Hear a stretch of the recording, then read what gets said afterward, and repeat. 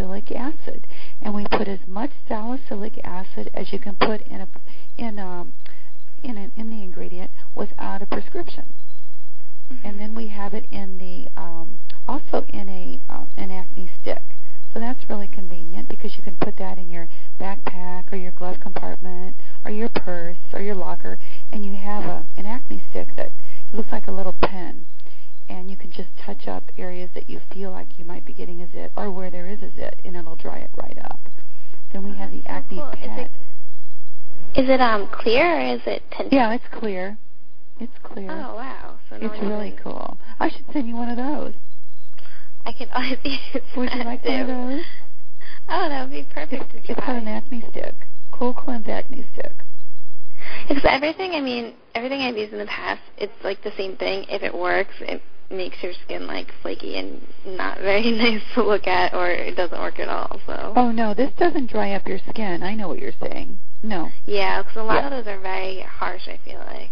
They are too harsh, especially on teens, because the skin is so sensitive when you're young like that.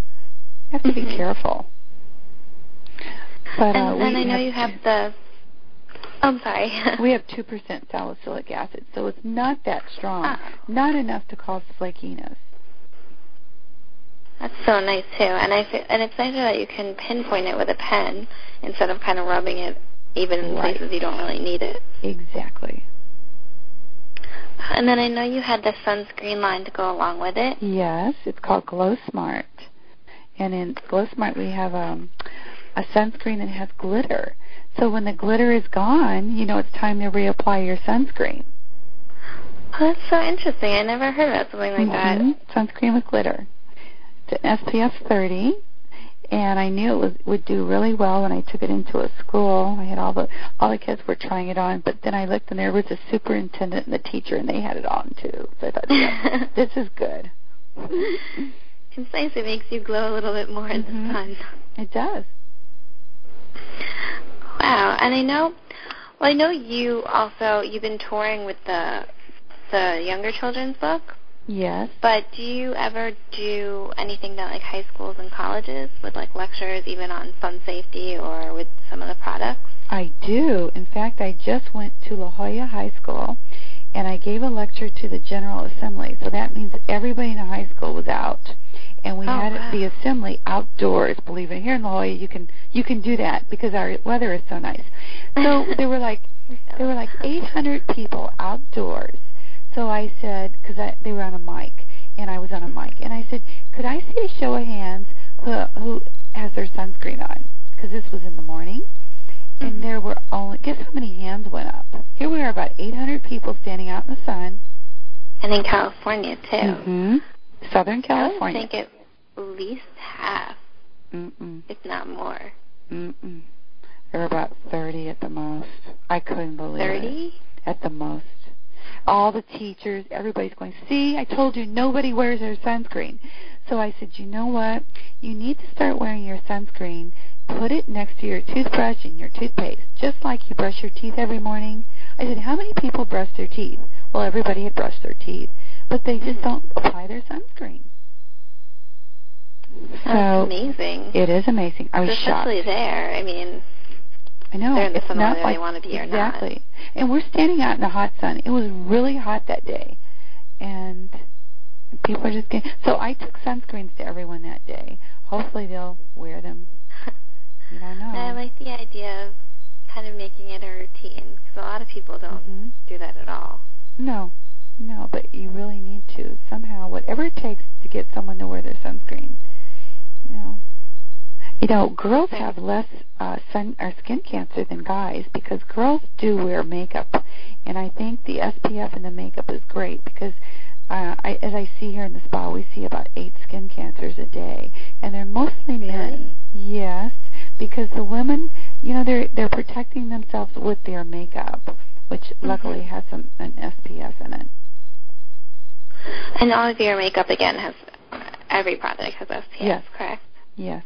Is it SPF 15 or is it? It's all different. In the Mineral Sheer Tint, it's an SPF 20. I like a good. It's it has the active ingredients. So you have to look for the active ingredients. You can have a high SPF, but if it lacks like a titanium dioxide, then the UVA rays can come through it. You've got to make sure you have the right ingredients in the sunscreen to block those UVA rays, because everything blocks the UVB rays, so you're not getting burned, but you don't realize that the UVA rays are coming through, and then years down the road is when you notice the age spots, sunspots, because you didn't have the adequate sunscreen on when you were younger. Oh, wow, I didn't even know that's what caused that. Yeah. Oh, yeah, it's amazing. If you go in some of the drugstores, most of the sunscreens don't have the active ingredients they need. And I could do a whole nother segment just on sunscreens and what ingredients to look for, because it's less expensive for a company to put out a sunscreen without the active ingredients, because the active ingredients are so expensive. So they would rather spend the money on packaging and make the packaging look really great so people buy it, but they're still not getting the adequate protection from the sun. Wow, that's so good to know. I mean, I would never look for that. So it's in my book. If you read the chapter on sun safety, you'll see active ingredients and why you should have those in your sunscreen.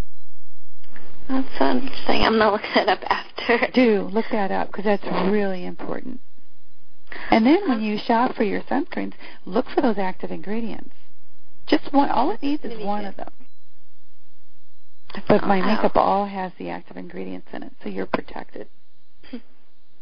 And I know we're actually doing a Mother's Day issue now. So I was reading that obviously your makeup is good for everyone, but it also has anti-aging ingredients. And I was wondering, once if an older woman switched to your product, how long would it take for them to notice kind of a change in their appearance, like lessening of fine lines? Well, they'll notice a change immediately in the lightness. I mean, when we do the makeup here, everyone is so surprised at how light and sheer and how they feel that their skin can breathe. When they walk out the door with it, they notice a change. But then with the anti-aging, 30 days, I always ask everyone to wait a month and take a picture of how they are today, because people forget how they used to look. So take a picture of how your face is now, and then take a picture in 30 days, and you'll see that the fine lines have diminished.